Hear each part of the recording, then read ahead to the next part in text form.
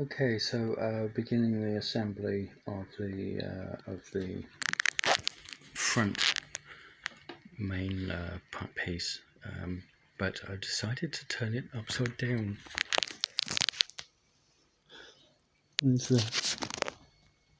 Here's the bonnet, and there's the thing in the wheels will be here, and here on the front wheels will be here, and here on the wishbone suspension. The reason for turning it upside down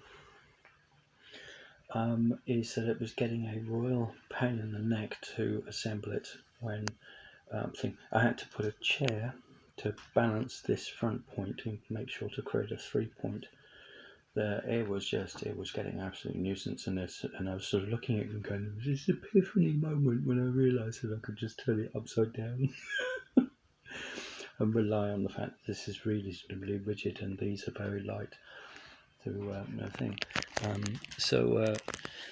Yeah, that's going now.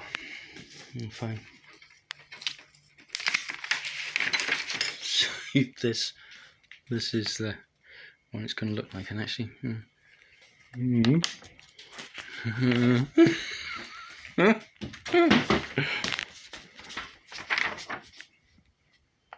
Yeah.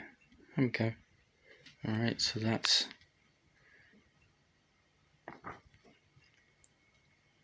There, those pieces, and oh wait, hang on. Yes, that's really difficult to read. So anyway, I've numbered everything. It's about like that, isn't it? Yeah, so I've numbered everything again, and just getting on with it. But I sort of thought initially that I should have started with this base piece and put onto here, and then sort of anything that's hanging off on this side here thing. But actually, I then sort of realised actually it probably was best to start with the bonnet and to flip upside down. I think that's a much better way to do it.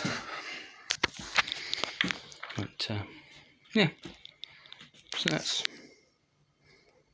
doing all right.